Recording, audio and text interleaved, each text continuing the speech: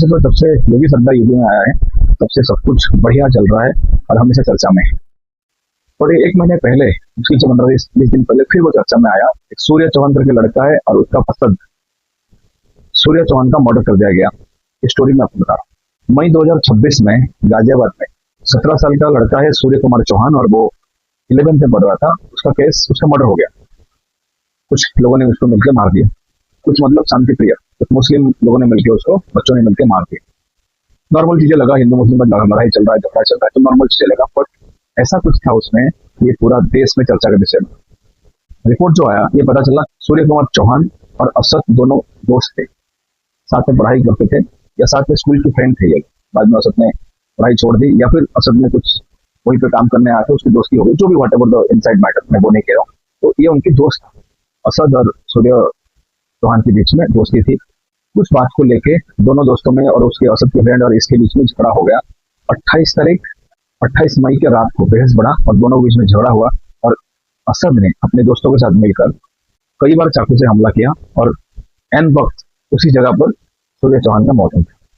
Police station में बात गई, यही बातें जो मैं आपको बोला वो सेम चीज पुलिस स्टेशन में बताया गया। बट सूर्य कुमार चौहान का जो फैमिली है वो कह रहे नहीं, मैटर ये नहीं है, मैटर और कुछ है जो इनसे छुपाया गया है। पुलिस इन्वेस्टिगेशन कर रही थी।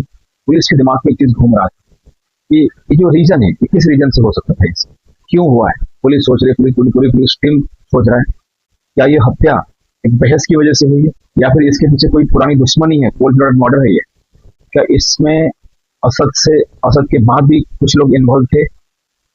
असद भी एक नॉर्मल लड़का था, उसको ये हथियार किसने दिया सूर्य चौहान को मारने के लिए, क्या सारा प्लान पहले से बना हुआ था। यही रीजन था। जब डिपार्टमेंट भी सोच रहा है, मीडिया भी सोच रहा है इस बात को, ये नॉर्मल झगड़ा तो हो ही नहीं सकता, तो ये झगड़ा तूल लिया।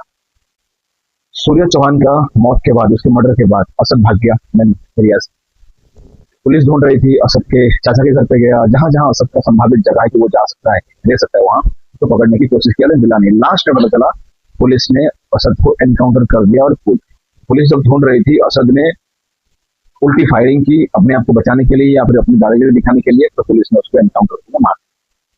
और यही मैटर आते ही मीडिया ने भी इसे पूछने लगा, उनकी साइड से भी लोग पूछने लगे, सूर्य चौहान के फैमिली से भी लोग पूछने लगे। तो यहीं पर जो केस है वो विवादित हो गया। ज्यादा स्पीड में ज्यादा आग पकड़ा कि भाई हुआ क्या है, एक्चुअली इनसाइड मैटर है क्या। जांच के दौरान जब पुलिस इन्वेस्टिगेशन चल रहा है, असद के बाद एक बंदे का नाम है, उसका नाम है फरहान, और ये पता चला इसने असद को चाकू दिया था मर्डर करने के लिए। तो ऐसे इन्वेस्टिगेशन करते करते पुलिस के दिमाग में आया, ये एक आदमी का काम नहीं या 2 आदमी का काम नहीं, बहुत सारे लोग मिलकर सूर्य चौहान को मारा गया, वो भी प्लानिंग के साथ। इधर ये पुलिस चला रही थी, मीडिया चला रही थी सिस्टम, इधर उसकी फैमिली वाले, सूर्य कुमार चौहान की फैमिली वाले बोले असद को साथ साथ उसके जितना भी नेटवर्क है, जितने भी पूरे देश में उनके जानकार रिलेटिव है, सबको पकड़ा जाए, क्या माजरा है, एक्चुअल माजरा सामने आए।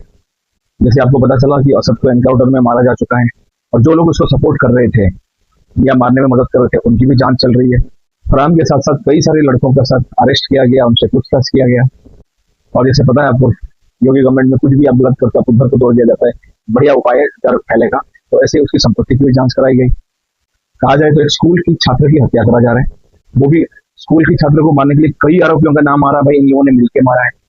ऊपर से जो लड़का मारा वो फरार हो गया, जो कि हर रोज हमने समझा दोस्ती था हम लोग। समरी बोलने जाऊं, इसका जो समरी है वो ये है, सूर्य प्रताप चौहान जो 17 साल का लड़का था, 11वीं में पढ़ाई करता, गाजियाबाद में कुछ लोगों ने मिलकर, उसके दोस्तों ने जो उसके जान पहचान था, मिलकर उसको चाकू से हत्या कर दी। और जिसने उसको हत्या किया उसका नाम था असद, उसको सपोर्ट करने वाले का नाम था फरमान, जिसने उसको चाकू दिया। उसके बाद असद फरार हो गया, और बाद में पुलिस उस फरार असद को ढूंढ के एनकाउंटर किया। एनकाउंटर के बाद परिवार की तरफ से, दोनों परिवार की तरफ से, मीडिया की तरफ से जो प्रेशर आया, डिपार्टमेंट की तरफ से प्रेशर आया, तो धीरे धीरे बातें अलग होने लगा। ये एक दूजन का बात नहीं है, एक गुट मिलकर मारा है, मुस्लिम समुदाय मिलकर एक हिंदू को मारा है, ये बातें सामने आ रहा है, मीडिया में बाहर आ रहा है। और ये पता चल रहा है ये प्री प्लान के साथ बुलाया गया। ईद के दिन, उस दिन की बोला गया, चलो यार ईद के दिन दोस्ती करते, मिलाप करते, ईद की दोस्ती बहुत मायने रखता है हिंदू मुस्लिम के बीच में। तो ये चला गया, उसको मिलकर लोगों ने मारा। ये जो दोस्तों ने मिलकर मारा, रीजन अभी तक क्लियर नहीं है, या क्लियर कोई बताने की जरूरत नहीं समझ रहा है, क्लियर कोई बता नहीं है। अभी मैटर क्या है, सब चीज खत्म हो चुका है, असद का डेथ हो चुका है, सूरज चौहान ऑलरेडी मर चुका है, मतलब उसको मर्डर कर दिया गया था। असद अभी एनकाउंटर में मारा चुका है, फरहान अरेस्ट किया गया है, उनकी प्रॉपर्टी की जांच हो रही है, जैसे ये बुलडोजर चलेगा और सारे लोगों की हिसाब लगाया जा रहा है, कौन कौन इसमें इन्वॉल्व है, क्यों ये चीजों को अपनाया गया, ये चीजें क्यों कराया गया, जुडिशियल कस्टडी में उसको डाला गया है, कोर्ट में पेशी हो रहा है, तो वो पता चल जाएगा जल्द से। उसका रीजन क्या है, क्यों असद ने सूर्या चौहान को मारा, और क्या जो कोर्ट है क्या बोल रहा है दोषी के खिलाफ, तो सारी चीजें धीरे धीरे धीरे क्लियर होगा। आप और हम नेक्स्ट वीडियो में जब भी कुछ पता चलेगा मैं एक्सप्लेन करूंगा। वंदे मातरम।